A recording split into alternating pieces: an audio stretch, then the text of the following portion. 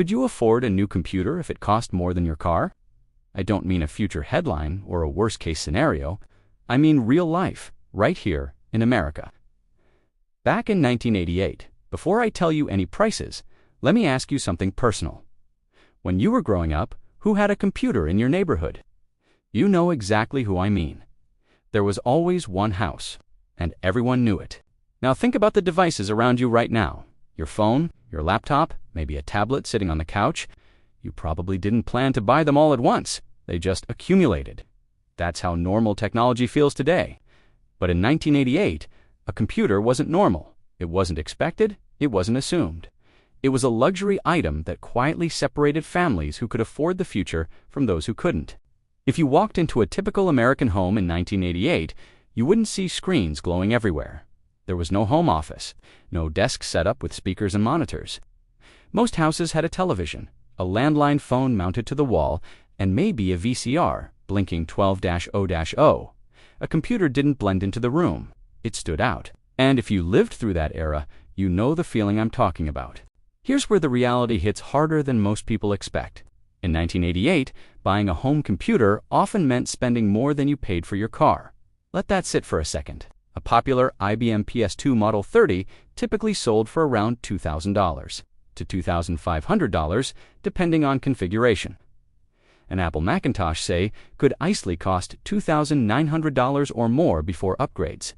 At the same time, many used cars were selling for $1,500 to $2,000. For a lot of families, the computer cost more than the vehicle they drove every day, and that was just the beginning. Because when you paid that price, you weren't buying a complete system. You were buying the bare minimum.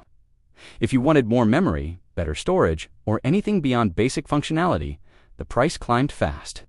RAM upgrades often cost several $100s. A modest hard drive, sometimes just 20 or 40 megabytes, could add $500 to $1,000. Yes, megabytes, not gigabytes. Now pause for a moment and ask yourself this. Would you feel comfortable spending several months' income on a single piece of technology today? Because that's exactly what families were being asked to do back then. The median household income in 1988 was around $27,000 per year. A fully equipped home computer setup could easily reach $4,000 or more.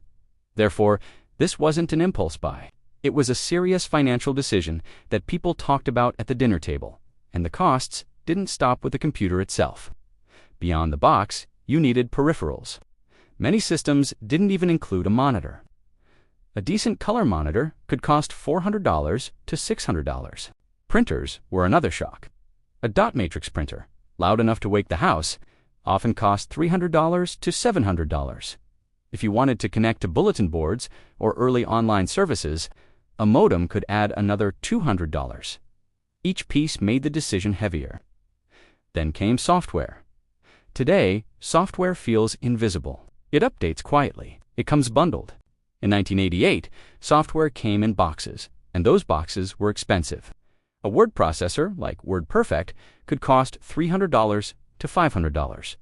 Lotus 123, the spreadsheet every business wanted, sold in the same range. Operating systems weren't freebies. You paid for them. Separately, games weren't cheap either. Even simple titles often cost $40 to $60, which was real money at the time. So here's the part that usually surprises people the most. A complete home computer system in 1988 could easily cost $5,000. In today's dollars, that's well over $12,000, and this wasn't a luxury gaming rig. This was a functional family system meant to last several years. This is why computers weren't everywhere. This is why owning one felt special. And this is why early computing carried so much weight. If you grew up during that time, you probably remember exactly who had a computer. There was always one family. The dad worked in engineering, management, or finance. The kids were allowed to use it carefully, usually after homework. Friends came over just to look at it. Computers weren't invisible tools. They were events. And because of the cost, they were treated with care. That cost shaped behavior in ways we don't talk about enough.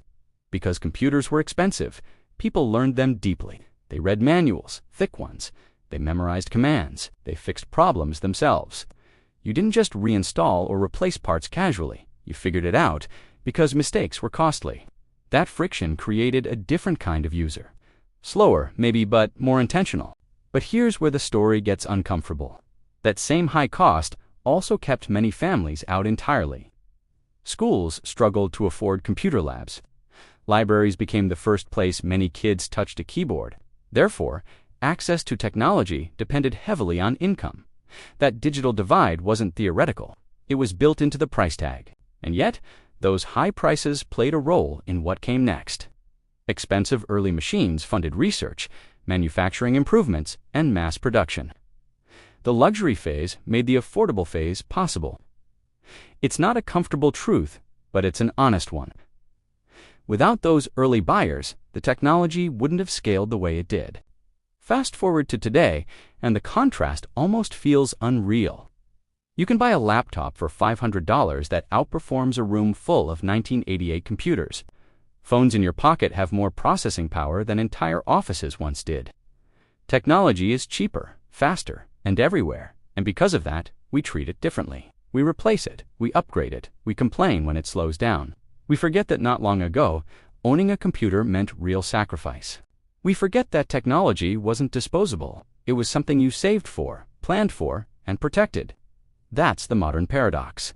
Technology became affordable, but appreciation quietly faded. Convenience replaced respect. And when older generations talk about computers with a certain seriousness, this is why. They remember when technology wasn't casual. So the next time you open a laptop without thinking, remember this. There was a time when that simple action meant someone wrote a check larger than their car payment. That history isn't ancient, it's recent, and it explains more about how we use technology today than we realize. If this brought back a memory or made you see modern tech a little differently, you're not alone.